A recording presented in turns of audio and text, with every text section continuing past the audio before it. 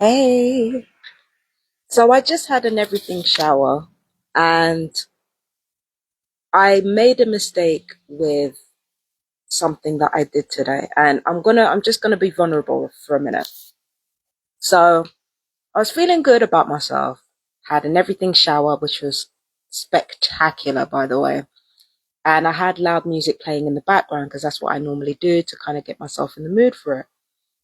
But what I don't notice when I do that is that when I play loud music of my own, it's not so much when other people play loud music.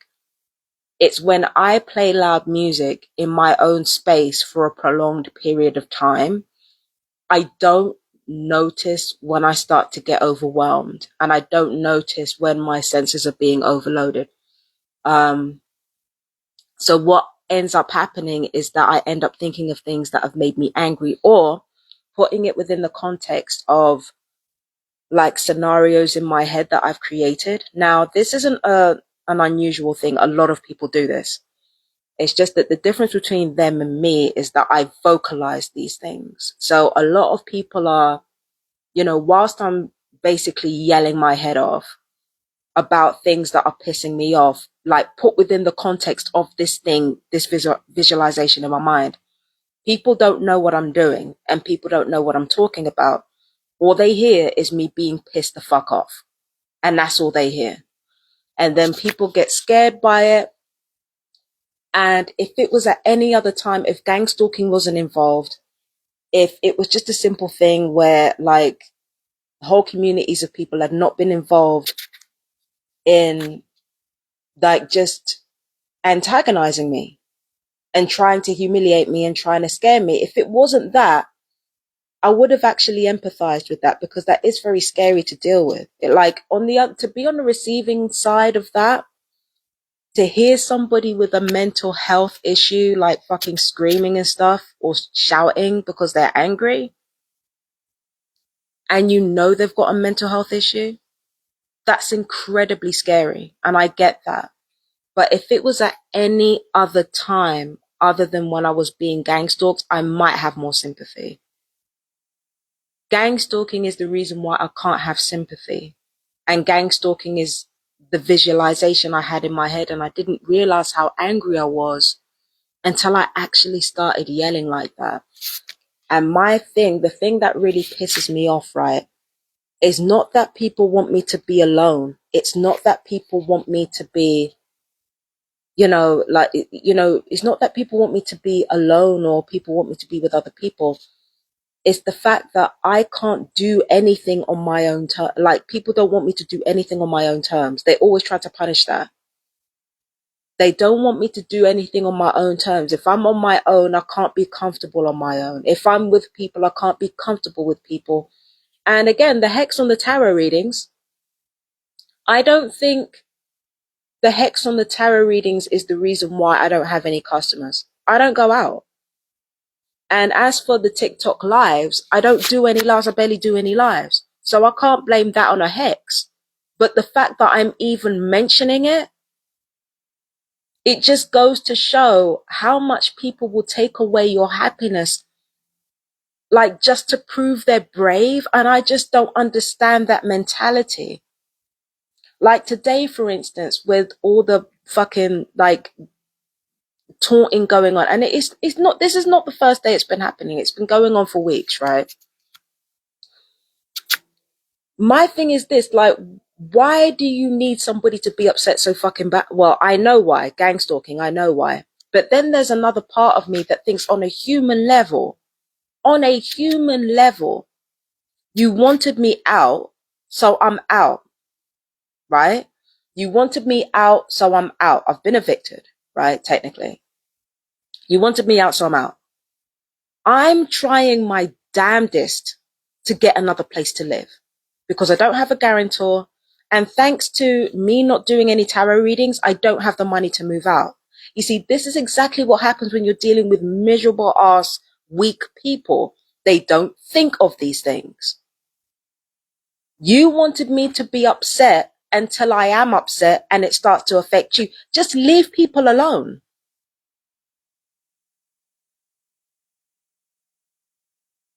Just leave people alone. And then you don't have anything to be scared of. You don't have anything to play victim about. Just leave people the fuck alone on a human level. Like, forget the gang stalking for just a minute. Why the fuck do you need me to be miserable so badly to the point where everybody is miserable and scared? I thought you wanted me to move out. I'm moving out. It's like, it doesn't matter what happens. If I'm not miserable enough, it's a problem. And then even when I am miserable enough, I'm scared. Shut the fuck up. You got what you want. Shut up. What are you doing?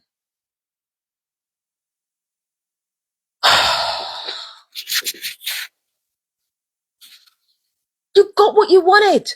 Why are you doing this? And, and I was shouting the entire time, and I know my neighbors could hear me, and I know they're getting scared. Again, if there wasn't gang stalking going on, I'd have a lot more sympathy. That's got to be fucking scary to hear. To hear some fucking person yelling at no one. That has to be fucking scary. That has to be intimidating. But my thing is this is exactly what pisses me off about gang stalking. Because you clearly don't want anybody to be happy. And then you're so shocked when the consequences of that turns round on you. I personally don't think, like, the hex on the tarot reading thing, if I'm really honest, if there was a hex, I don't think it worked. I don't think it worked. I don't even know if it was actually done or not. I don't think it worked. I think what ended up happening, if there was a hex on me, on my readings or like my relationships or whatever, I don't actually think it worked. And the reason why I say that is because there were other circumstances within the tarot reading thing. And I always made it clear that if I felt like my integrity was being threatened, I don't care whether I am making money. My integrity has to come first in everything. Tarot reading is no different. I was able to make money from it. Sure, like a little bit of pocket change, but my integrity comes first. Always. Always. It comes before relationships, comes before tarot readings, comes before any of that. But people want me to be miserable so fucking bad, and I just don't get it. People want me to be miserable so fucking bad. What is the problem? What is the fucking problem? So because a bunch of racist anti-black cunts are scared, all of a sudden I got to bow down. Go fuck yourselves, man.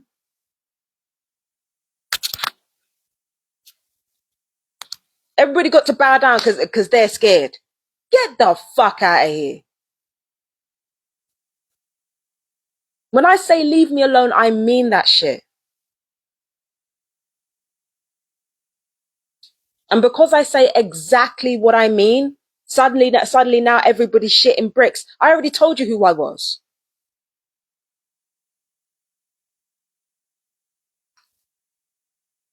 I already told you who I was, and now you're shitting bricks. Please get the fuck out of here with that. And again, I feel bad for talking to myself out loud, and I feel bad for, especially yelling like that and being angry like that. But then I have to remember what the situation is. If it wasn't gang stalking, I might not even be doing this.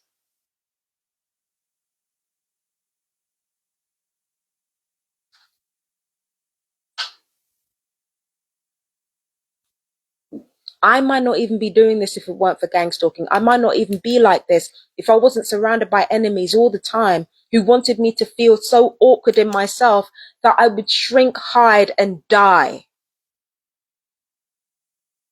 Now we all gotta die sometime. We all gotta shuffle off our mortal coil at some point. But if you think I'm gonna die with me shrinking in the background and you feeling gleeful about it, you got another fucking think coming. I've been saying that shit. Takes death to make an empress. I wasn't playing. These people don't want me. They don't just want me to die. That would damn near make them normal. They don't just want me to fucking die. Like a lot of the people in my life who have been bullying me and harassing me and abusing me, they don't want me to just die. That would damn near make them people normal. They want me to be broken and die. Broken and die. That's why they're pissed off. Because I had to deal without like the money coming in, and without the boyfriend or the lovers or whatever, and without the like all that stuff.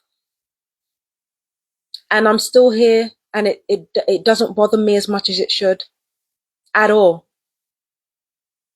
The only thing that has ever bothered me is that people don't just want me to die, they want me to shrink. They want me to be invisible. They want to make it so that I'm not here. And then when I give them a fraction of that treatment, when I ignore them and I get on with my life, now they got their panties in a knot. It's disgusting shit. And every time I look at these people, they fucking disgust me. They're looking at me, waiting for me to be afraid. All I feel is anger and disgust. I don't even feel pity.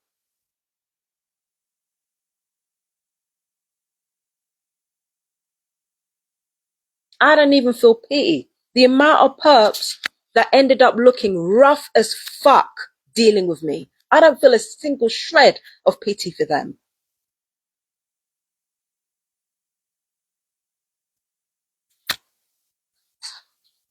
Not one shred. Not one shred. Because you want me to be, you don't just want me to be a die, you don't just want me to die. You want me to be invisible on top of that.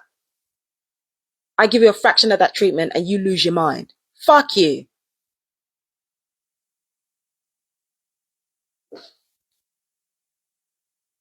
I ain't shrinking for nobody. I ain't shrinking for nobody. And if I do shrink, I'm going to shrink enough to where I'm germ sized and contaminate your whole shit. That's what the fuck I'm going to do.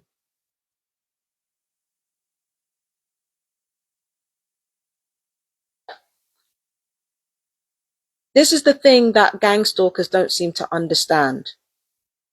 When you do what I tell you, things go okay. I'm not like my family. I'm not like my family who like to control and bully and dominate against other people's interests. I don't operate like that. I don't do what I do for control. I do what I do to preserve my life and to make sure that I'm not only not hurting myself, but that I'm not hurting other people. That's why I ask for the things that I ask for 9 times out of 10, even though I do have some Achilles heels, but you know, when it comes to status. But most of the time, when I ask for something, it benefits everyone. Leave Fabienne alone. She doesn't talk to herself out loud because there's nothing to talk about. She doesn't need to stay in her home all the time because she doesn't have social anxiety. And ironically, you can break in as much as you want. Well, I'm not giving you permission to do that. You're going to do that anyway. But you leave Fabienne alone. She doesn't talk out loud. There's no screaming, no shouting, no nothing. You leave Fabienne alone, she goes out more. She does more things with her life.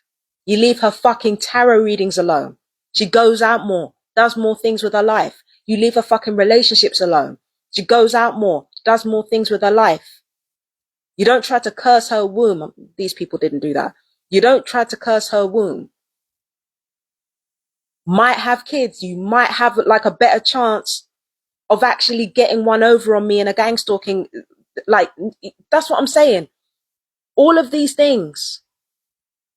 If you just stopped trying to fucking gain control all the time, if you just stopped fucking trying to gain misery out of people, you wouldn't be in the position where you're constantly angry, afraid, and miserable.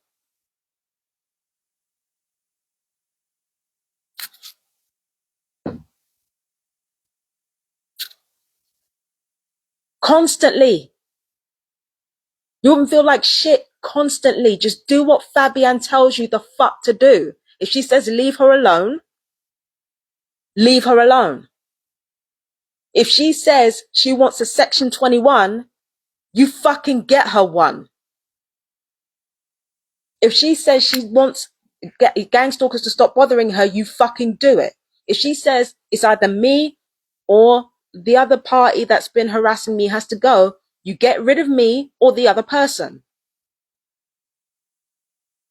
Do what the fuck you're told to do, and there's not going to be any fucking problems.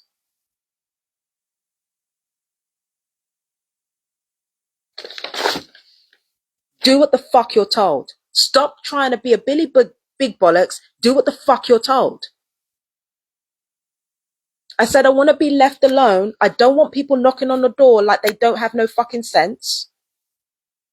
I said I don't want nobody taunting me. I don't want nobody bothering me. I say what I say and I want the things I want for a reason. People keep getting it wrong and then they wonder why it blows up in their face.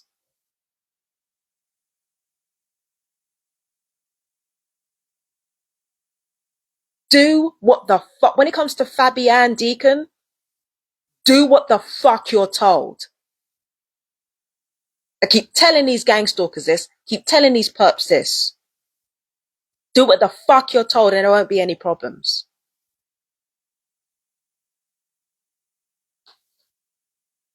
Again, I'm not like the rest of my family. You do what I tell you to do. It's not just my life that gets better, it's yours. Do what the fuck you're told. If I tell you to leave other people alone in this country, stop fucking irradiating them, you fucking do it. Simple shit. Or you continue being humiliated and drawn out and miserable and broke while you make up your fucking minds.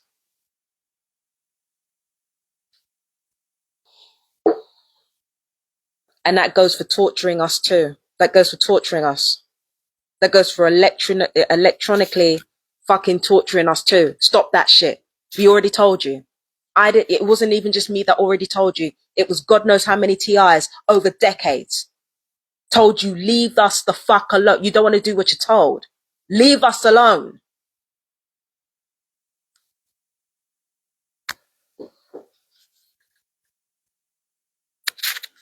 You want to be so dominant and so in control, you fuck up the world around you. Do what you're told. When you're told to do it. Fuck around out here and wonder why everything's going left.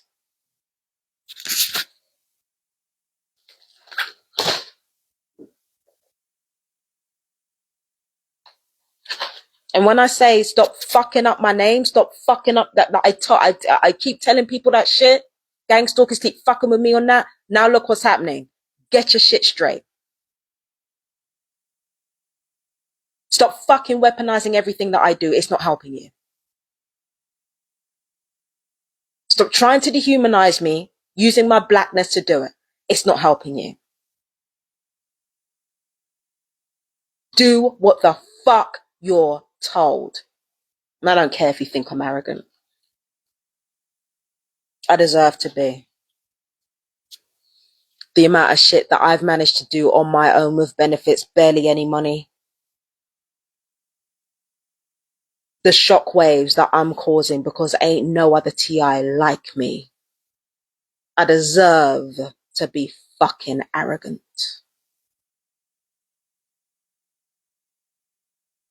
And it's funny how they'll agree with that only when it's a black woman. Or when it's somebody who's not supposed to be confident in people's minds in a white supremacist society. I deserve to be. Look at what I was able to do with nothing but my mind and a few pennies in my hand with hexes on me. Look at what I was able to do. I deserve to be fucking arrogant enough to tell you, do what the fuck you're told. And stop fucking with me. And stop fucking with other targeted individuals. Stop fucking with our money. Stop fucking with our spirit and our souls. Stop fucking with our bodies. Stop trafficking us. Do what the fuck you're told. Leave us alone.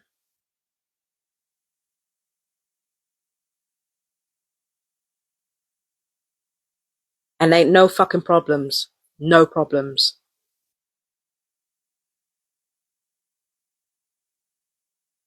And that's why I'm angry. That's why I'm angry.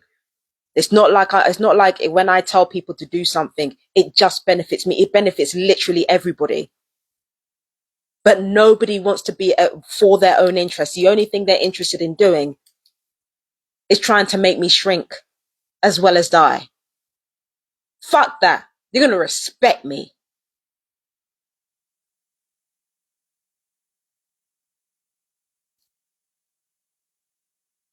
And understand this. Respect is not just about making people scared. It's never about that. You see, I grew up around people who thought that being dominant and being loud and being like witty about it made you right. That's what I was led to believe. Now I understand a different reality. Gaining respect is not about making people afraid. It's about standing in your square, standing on your square, and letting people know what you believe is paramount to what you do. That there is no separation between what you believe and what you do. That's what gaining respect is about. It's not about making people afraid of you. Because gang stalkers and perps, I've seen what happens when you get scared. Your fear fucking means nothing. You're just as self-destructive as you ever were, even more so. Talking about you're scared for your life, whining about how scared you are as if that fucking means anything. The world's still going to shit because you won't let up.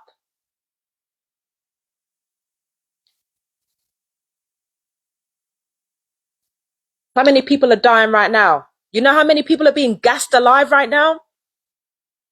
How many people are being raped? The genocide and Holocaust that you are facilitating on top of this one? Fuck your fear.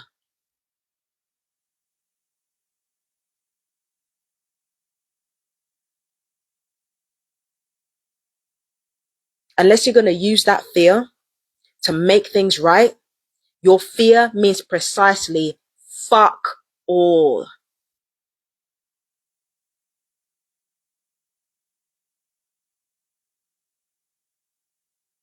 So good job. You got some anger out of me. I hope it satiated you. I hope you go to bed tonight and have pleasant dreams. Unlikely though. How have all of you been sleeping? That's what I thought. Now I gotta go. I'm gonna go enjoy the rest of my day. I got my emotions out. It was a bit like, yeah, I really gotta watch that ADHD thing because, for so long I've been taught to actually ignore my own physical cues when it comes to neurodivergence and all of that stuff. I've been taught to ignore that for so long. I've been taught to ignore it. So it's like having to really be aware, when you're a neurodivergent person, especially when you're a targeted individual, it's so important to kind of be aware when you're getting overwhelmed. You understand? It's important to be aware of when you're getting overwhelmed. Just to let you guys know, a good chunk of my gang stalkers are neurodivergent. Their overwhelm is weaponized against them, so that can be weaponized against you as targeted individuals. That's another advantage that we have over them. You have the opportunity to recognize when you're getting overwhelmed emotionally and try to nip that in the bud. You've got to pay attention to your physical cues like they're doing with you. They don't pay attention to their own physical cues, but they will pay attention to yours. You got to pay attention to your physical cues, like the sensations in your body, like when you're starting to get overwhelmed. And I can forget that sometimes. That's why the yelling started. But I'm glad I did it because it helped me to understand exactly where my emotions were. I just wish I had a more productive way of doing it other than talking out loud, because there is so much creativity in here.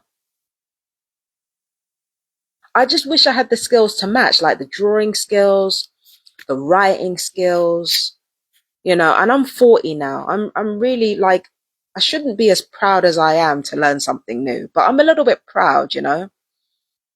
And when you have like thoughts in your head that are that loud, it's such an opportunity to be creative and explore new characters and like do different stuff, right? Like a lot, like some of these actors and writers are doing, like a lot of them are neurodivergent, and they take that overwhelm and they use it towards like something creative and something like not just actors and writers, but also like musicians and artists and stuff like. And because they started early, like they're kind of at a level where like when they do it, it's almost like they communicate their neurodivergence in a new language. Like that's how long they've been doing it. That's how long they've been drawing and writing. It's like it becomes another language. And when you're writing, it's like a language on top of a language. It's so good, bro. I like, it's like, that's what I need. Like, as a neurodivergent person, that's what everyone needs. And the truth of the matter is that you shouldn't even wait to be good at something. You should just fucking do it. But I'm proud. I'm proud. I feel the need to be good at what I do before I start like being expressive with it.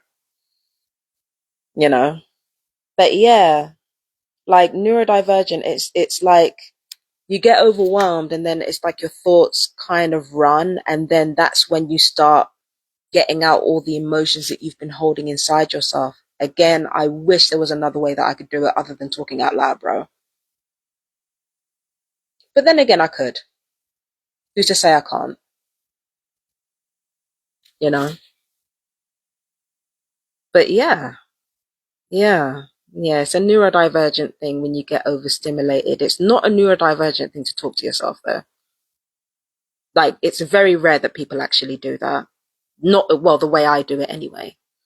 Um, but yeah, as like, it's very important to understand your neurodivergence. It's very important to understand not just your triggers, but when you're getting overwhelmed by your own noise or even your own silence. Like when you're neurodivergent, you can even get overwhelmed by silence as well, right? You got these idiots here who can't stand it when things are too quiet. That's because they're neurodivergent and they don't know they're neurodivergent. They can't take it when things are quiet. But that's because like your senses get overwhelmed by just one thing. You see, that's why a lot of ADHD people like flip from thing to thing, because it's like they get overwhelmed by just one sensation or one sound or one smell for a long period of time. Like they get overwhelmed by just one thing in a concentrated manner over a long period of time. Like any normal person would get overwhelmed by too much quiet or too much noise. But with neurodivergence, the patience for it is much shorter. Do you understand what I'm saying? When you have like concentrated noise or concentrated silence for a period of time, your emotions become intensified. It becomes a bit too much. You get overstimulated. So it's important as somebody who's neurodivergent, if you're a TI especially, to recognize when you're being overstimulated and just slowly shift into another mode. So let's just say you're quiet, right? And it's quiet, it's really silent, and you feel overwhelmed by the silence. If you put some sound on too abruptly, that's going to overwhelm you in the other direction. So it's like when you're silent, when everything is silent and you feel overwhelmed by the silence, it's like you incorporate a little bit of noise bit by bit. So for example, it's quiet. Hang on 1 second.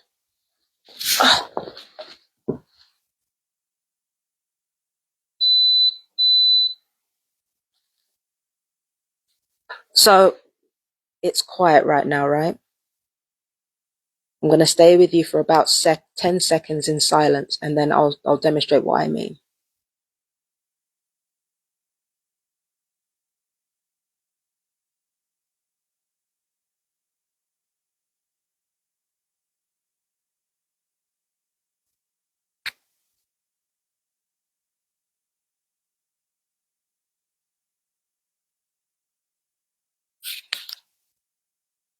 Pretty sure that's more than 10 seconds. So let's just say quiet. You're uncomfortable. The temptation is going to be to add a lot of noise immediately. Like just add a lot of noise immediately, right? That's going to be the temptation. But then you add a little bit of noise, bit by bit. Hold on.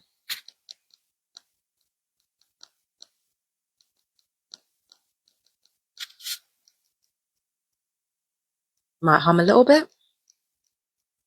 Hum a little bit. Like something like that. So you gently incorporate noise from silence, like you gradually slide into it. And then when the noise level gets too much, you gradually slide your way out of it, because when it's too abrupt, you feel a little bit embarrassed of the emotional intensity that you have inside you. Not your fault.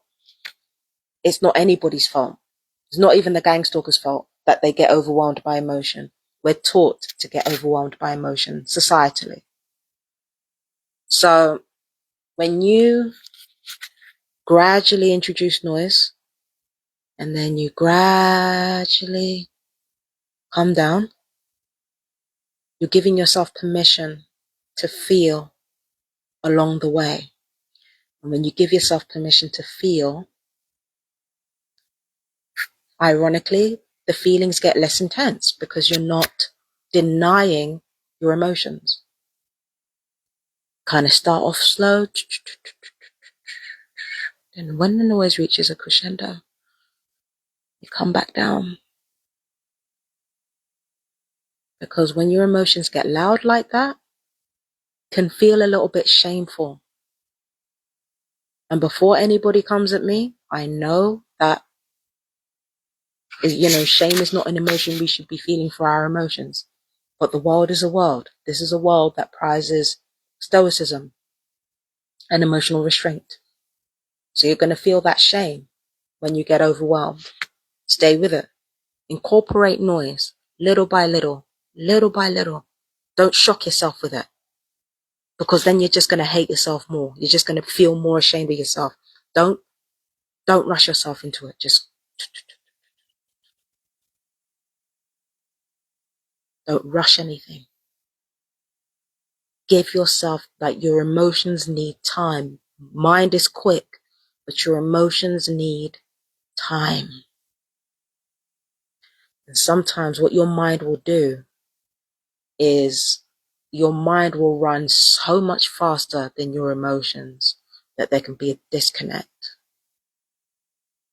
When you're neurodivergent, it's about healing that disconnect so that you can function better. But it's a thing that when you have ADHD, you've got to take everything slowly and gradually, and it's annoying because when you're ADHD, all you want to do is do everything one time, boom, and like that's done. But you can't afford to do it like that.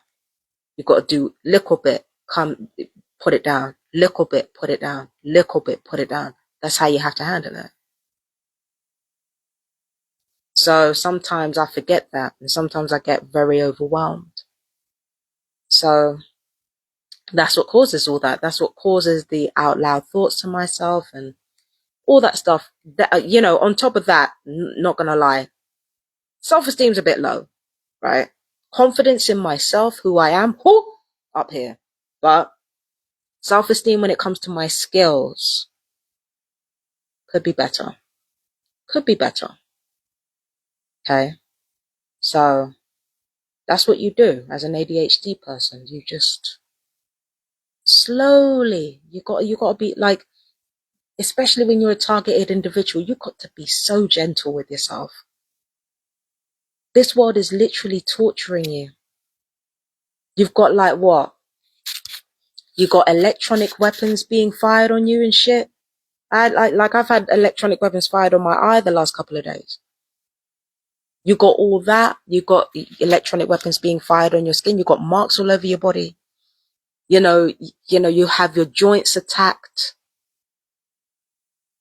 And then when it comes to your personal interactions, you're in a constant state of hypervigilance. Like you go from paranoia, which is where this program leaves you at first, and then it moves into hypervigilance where you don't trust anybody just to be on the safe side. Because at some level, somebody's going to weaponize you against you. So like you're going through all of this on top of the electronic torture and on top of everything that you're going through. Like my fellow TIs, please, you got to be gentle with yourself. You got to be so fucking gentle. Because this world wants to be harsh on you. They want to weaponize everything you do. They want to make sure that wherever you move, it's like you're in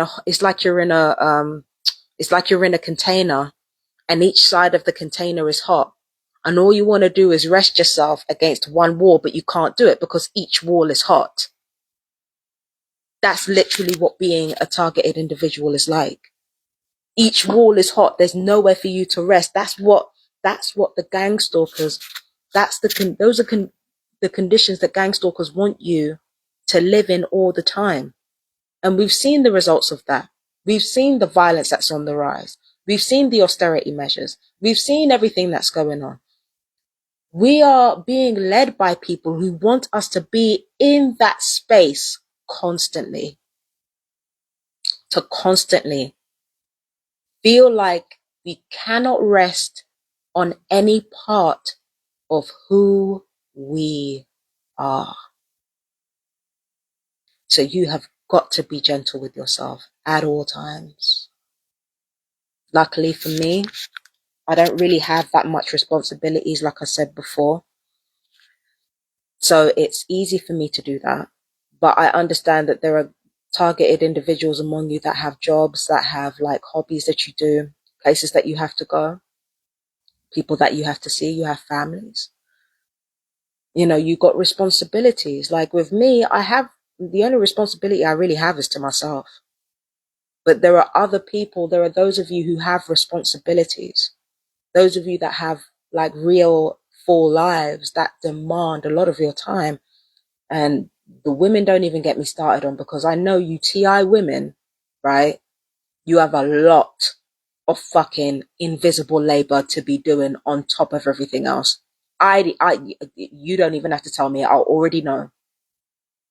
I have invisible labor as a woman, and I barely do anything. So I can only imagine, as a targeted individual who does meet the requirements of society's demands, how much you have to, how much more invisible labor you have to be doing. Like, come on now. I have invisible labor. And this is me we're talking about. Like, I can't even imagine the invisible labor that you have to do. So it's easy for me to sit here and say, like, do this, you got to do it this way, you got to do it this way. It works for everyone, though. I have to admit that. It works for everyone regardless, but it's just finding the time. Because how do you find the time to work out where you're masking and where you're overwhelmed and where you're this and where you're that? Like, how do you find the time? But then again, the same way that you treat your ADHD is the same way that you treat your time. When it comes to these things, like, maybe do it for 20 seconds. Like the whole slow down, like the whole curve, upward, downward curve thing. 20 seconds, maybe a minute, maybe a couple minutes.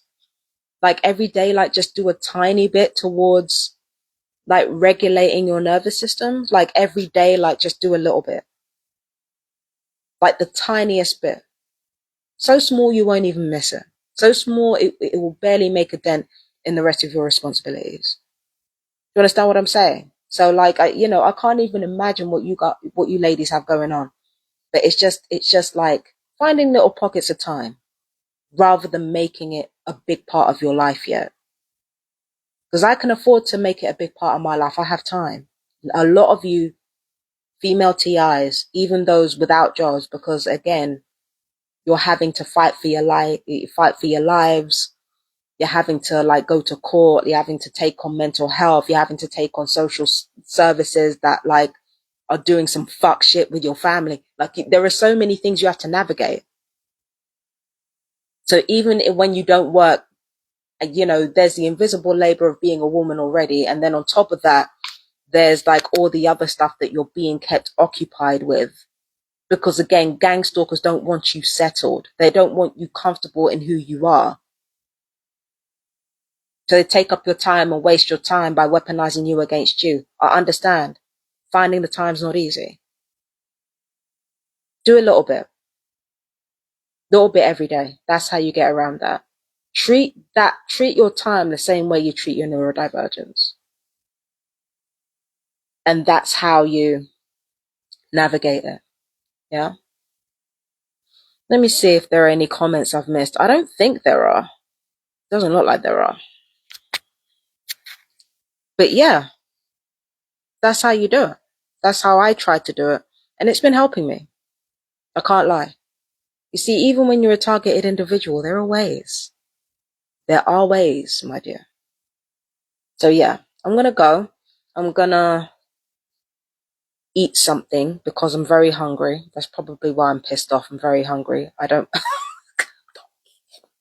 So anyway, my darlings, you take care of yourselves and I will see you in the next video. Marsha the Great out.